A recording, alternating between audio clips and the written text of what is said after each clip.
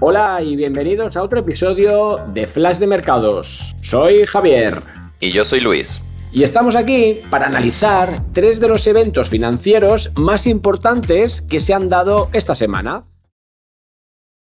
Y tiempo ya de meternos a analizar cuáles son esos tres puntos, esas tres claves. Como siempre, sabéis que me gusta compartiros un poco pues, la pantalla, compartiros cuáles son también pues, esos gráficos más importantes que tenemos que vigilar. Y antes de nada, pues como siempre hacemos, recordaros que nada de lo que aquí digamos es una invitación a que toméis posiciones. Se trata simplemente de analizar esos datos que yo creo que van a marcar en las próximas sesiones un poco el devenir de los mercados.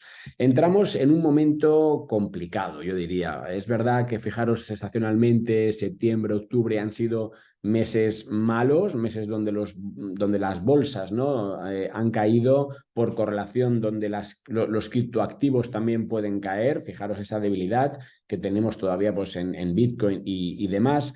Y aquí lo que un poco pues, os quería mostrar es cuáles son un poco esos flecos o cuáles son esos datos, mejor dicho, que debemos analizar, ¿no? Todo viene de esa narrativa de qué pasa con los tipos de interés.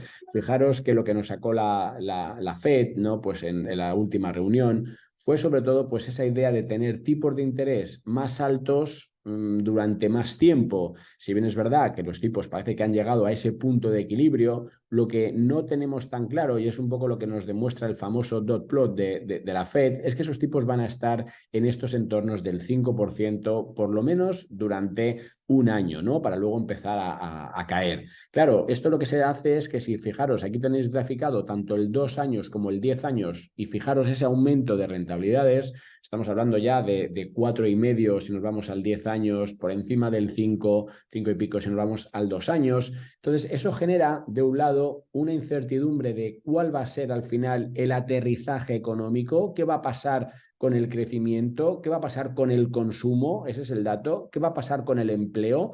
Y entonces, claro, tipos más altos durante más tiempo vienen a hacer pues, que ese acceso al crédito es cada vez más caro, con lo cual baja, con lo cual controlamos la inflación, que es el objetivo último, pero entonces ya lo que nos hace es abrirnos un escenario de recesión económica fuerte, es decir, una caída que no va a ser tan suave como la Fed nos dice, sino que puede provocar un ajuste fuerte a niveles económicos. Por eso, controlar los tipos de interés y ver cuál es un poco esa perspectiva, yo creo que es la primera de esas claves que os daría para seguir la evolución. Fijaros en datos de consumo, ¿vale? Esta semana, además, a finales tendremos datos. Fijaros también qué sucede con los tipos de interés a largo y también, aunque es un indicador atrasado, va a ser la clave a todo esto el dato de empleo. Si la Fed ve que la economía empieza a deteriorarse de ese lado, es decir, un aumento del desempleo, ahí podemos tener a lo mejor algún tipo de ajuste y ver cómo ese sesgo, ese dot plot, pues empieza a cambiar hacia abajo.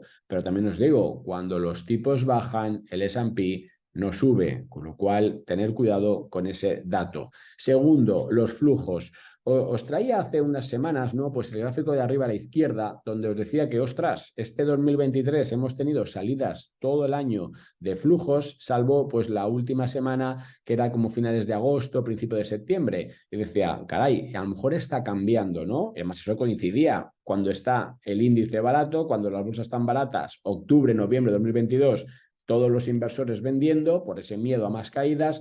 Cuando se recupera en todo este 2022-2023, lo que vemos es que los inversores empiezan a añadirse, a incorporarse al mercado ya en zona de máximos, por ahí 4.400, 4.500. Yo decía, esto es una señal de precaución, porque fijaros cómo nos estamos yendo a lo que siempre sucede, ¿no? Que es vender barato y comprar caro, y entonces os daba pues como una señal de alerta de que este puede ser una zona de descarga, ¿vale? Por parte del sistema financiero, por lo tanto una señal de distribución, y os decía cuidado con eso. Pero fijaros, el gráfico de la derecha que ya está más actualizado, resulta que todo eso que entró acaba de volver a salir. Es decir, que no hay ahora mismo una entrada de flujos netos en bolsa. Eso tiene dos lecturas dentro de esta segunda clave. La primera es que el inversor final todavía no se ha incorporado. De hecho, fijaros que habían entrado en fondos monetarios solamente en Estados Unidos este último año, 1 trillón, o sea, 1 billón nuestro de dólares. Eso es dinero que está ahí esperando y la suma total casi ya llega a los 6 trillones de dinero que podría entrar en un momento dado en bolsa. El problema está en que si ya nos pagan un 5,50%, ¿cuál es el aliciente para entrar en bolsa? Con lo cual, de un lado, esa es una de las preocupaciones que tengo, esa salida de flujos. De otro lado, es verdad que eso te puede indicar que al mercado aún le queda recorrido. Por eso, en base a los flujos, sigo pensando que desde un punto de vista de entrada, de movimiento, el mercado sigue siendo alcista. Y eso es importante porque aunque tengamos esa preocupación macro, lo que tenemos que tener también muy claro, muy visible, es que el mercado es alcista y que estos ajustes de precios son normales siempre y cuando no cambien, no pierdan los niveles, que como tercera clave veremos ahora. Aquí os dejo también, fijaros, eso es un poco la justificación, ¿no? De, oye, ¿qué sucede cuando tenemos, pues, un mes malo, ¿vale? Cuando tenemos, por ejemplo, un mes de septiembre que está siendo pues negativo, fijaros que históricamente lo que ha pasado es que cuando hemos tenido un septiembre malo, por esa referencia que os decía a datos del pasado históricos, el futuro, los siguientes meses, octubre, ha sido de media positivo.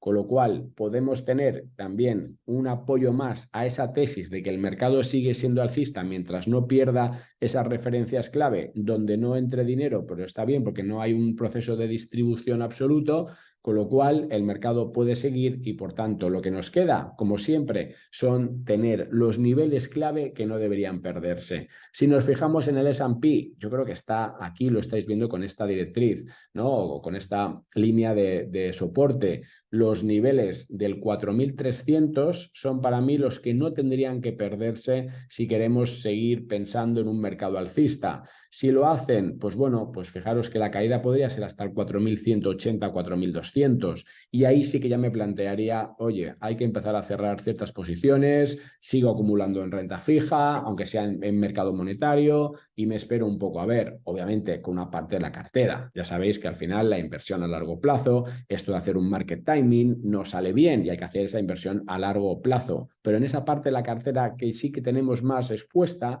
no me parecería mal si esas referencias se perdieran. Fijaros que el IBEX está más fuerte, es un movimiento más lateral durante más tiempo, pero bueno, aquí la primera de las referencias a contemplar son los 9.200. Si lo pierde, pues sí que nos vamos directamente al 9.000.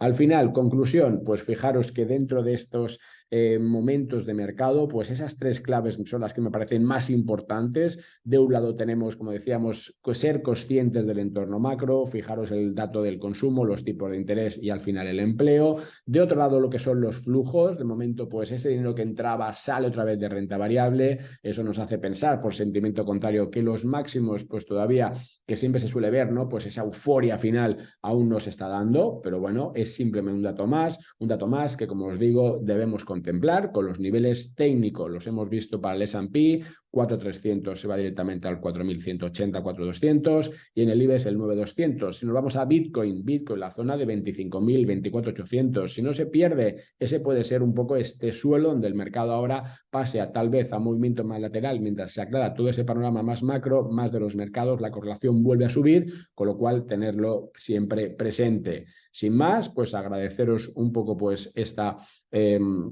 un poco pues vuestra asistencia y os emplazo a que nos veamos en nuevas ediciones. Ahí vamos a seguir viendo pues qué sucede con los mercados y estas claves que son las que por lo menos nos dejan las pistas. Hasta la próxima.